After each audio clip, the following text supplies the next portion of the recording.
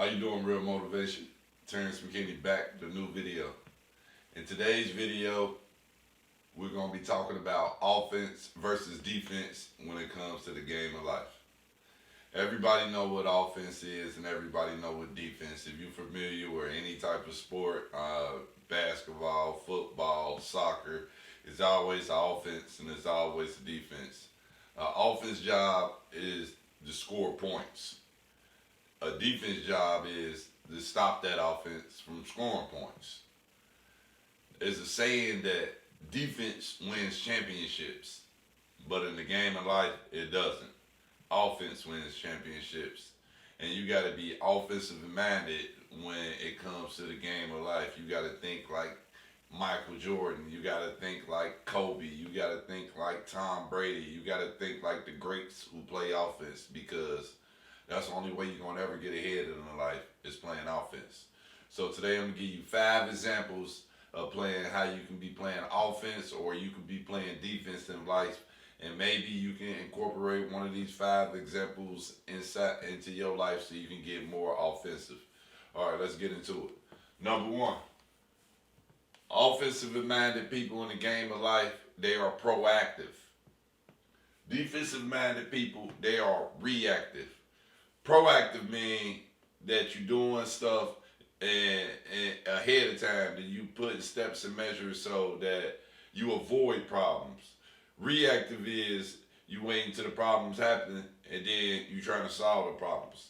For example, like one way you could be being proactive in life versus reactive. Okay, like you may have a rainy day savings account that you may be putting like $100 a week into that account, and that's just an account that you got for emergency situations, and you could be doing this for a year or two, and you just keep adding money into the account.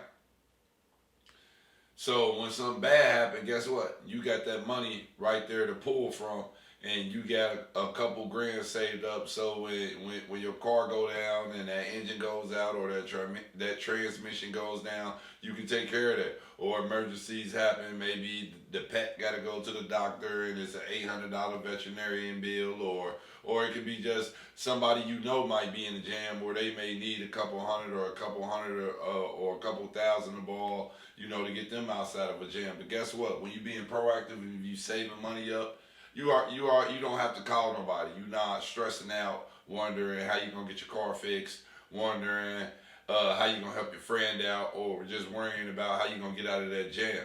Now, if you was reactive, if you got caught in any of them situations, life gonna be miserable for you. You're gonna be scratching your head. You're gonna be calling up your rich uncle, or you're gonna be calling up your rich parents. You're gonna be calling up somebody else to help you get out of that jam because you weren't preparing or saving up for a rainy day. So that's one example of being proactive and one example of being reactive. So you got to think offensive minded, be proactive. Number 2, offensive minded people take risks.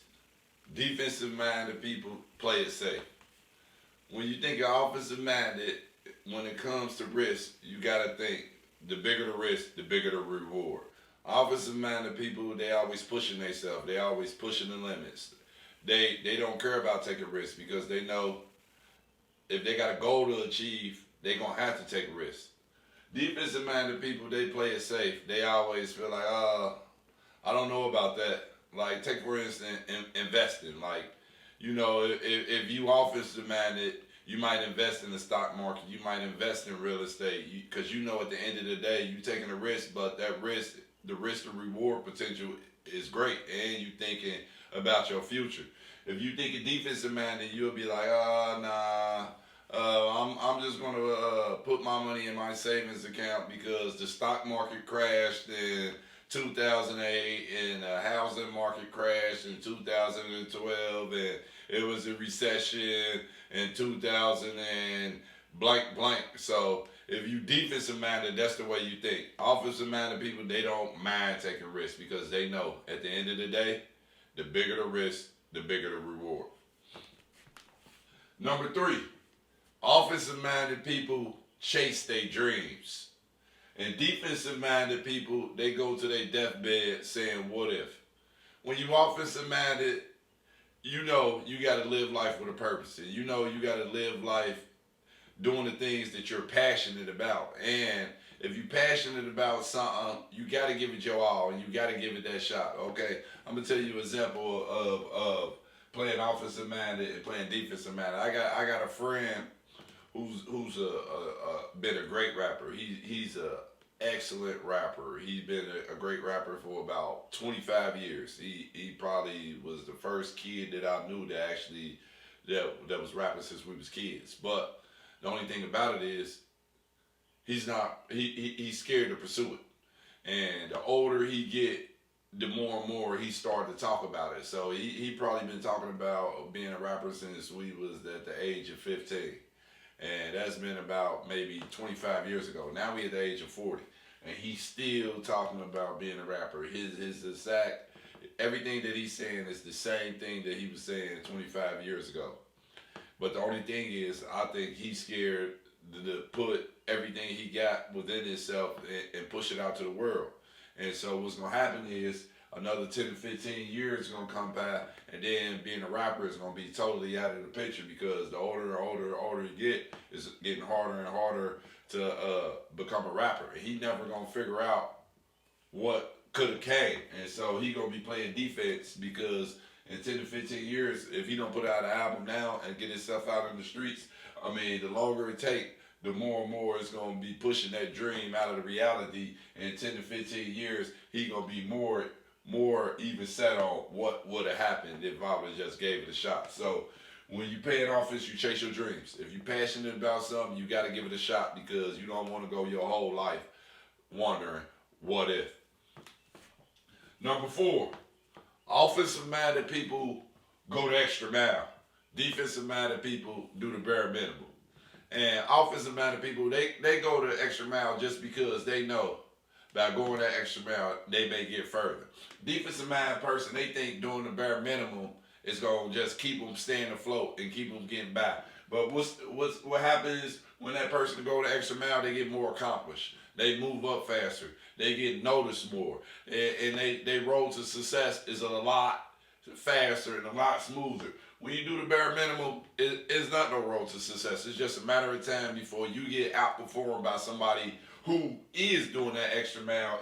And this person at the bare minimum, these are the type of people just skate by. They skate by. You know, you'll be thinking like, man, how come this person, I work way harder than this person, and this person barely does anything. And then sometimes doing the bare minimum, you can stay under the radar because you're doing your job, but you're doing the bare minimum until you get work next to somebody who's going extra mile. And then you get outshined. And then guess what?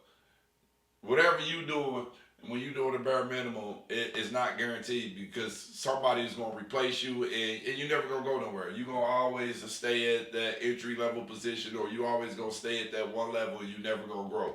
So go that extra mile, because that extra mile is going to lead to your success a lot faster. Number 5, offensive-minded people are social, and defensive-minded people are antisocial. Now, offensive-minded people are social because they realize that they need people. They need people to get ahead, and they need to make sure they meeting the right people, talking to the right people so they can get there. I mean, you're not gonna get nowhere by yourself. Being antisocial is not gonna get you anywhere. You can't be a hermit. You can't be walking into the room with your head down. You can't be scared to speak to people. No, you can't do that, because that's not gonna work. Any time you're trying to move up in the world, you gotta be social. And I'm not saying that you gotta get their phone numbers, you gotta follow them on social media, but you gotta be willing to meet people. You gotta be willing to greet people. You gotta be willing to introduce yourself to a room full of people that you never met. You got to be willing to put yourself out there and talk to people you never met, because that person that you being fearful and scared to talk to could be the person with the keys to the door that you need open. So being antisocial is not going to get you nowhere. You're going to be, you thinking defensive minded, and you thinking that you can do it all by yourself. In reality, you can't do it by yourself. So you got to branch out and meet new people. So let's recap. I'm going to give you the first 5 things if you think of offensive minded, where your mind should be at all times. Number 1, you should be proactive. Number 2, you shouldn't be scared to take risks. Number 3, don't be scared to chase your dreams. Number 4, go that extra mile. And number 5, be social. I'm going to name the 5 defensive qualities. So if you got any of these qualities, you need to work on changing these immediately. Number 1, being reactive. Number 2, playing it safe. Number 3, you don't want to you don't want to wake up another 10 to 15 years thinking what if. Number 4, doing the bare minimum. And number 5, being antisocial. Have a great day, Real Motivation.